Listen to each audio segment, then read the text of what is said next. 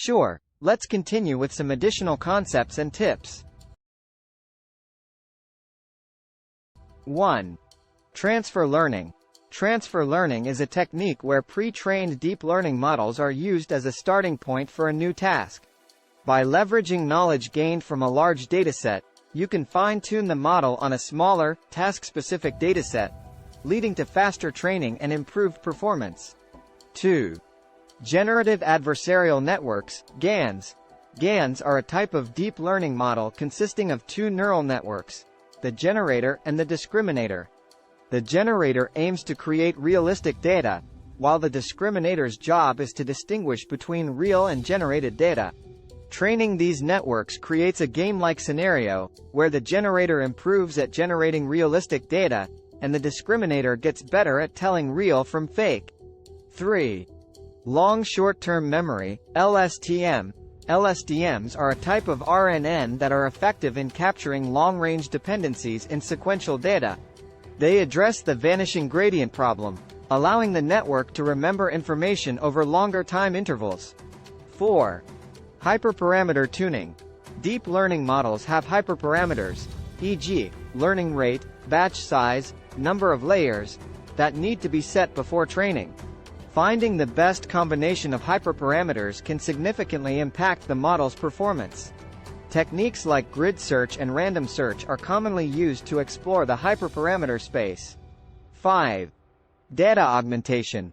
In cases where the dataset is limited, data augmentation is a technique that artificially increases the size of the dataset by applying transformations such as rotation, flipping, or cropping to the existing data.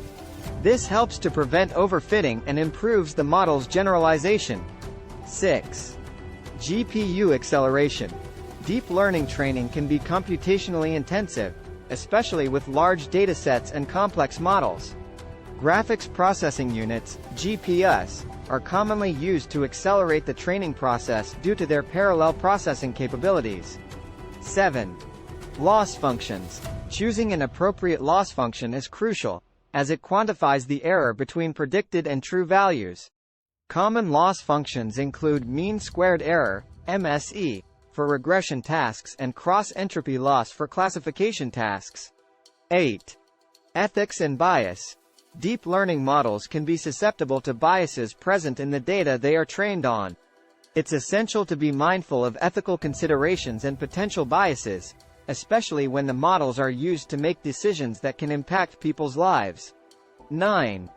Model evaluation. Assessing the model's performance is vital. Common evaluation metrics include accuracy, precision, recall, F1 score, and others, depending on the nature of the problem. 10. Stay curious. Deep learning is a rapidly evolving field, and staying curious and open to learning new concepts, architectures, and techniques is key to mastering it. Engage in projects, collaborate with others, and participate in the vibrant online deep learning community. Remember, deep learning is a skill that develops over time with hands-on experience and continuous learning.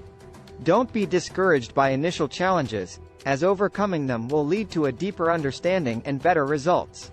Keep practicing and experimenting, and you'll be well on your way to becoming proficient in deep learning.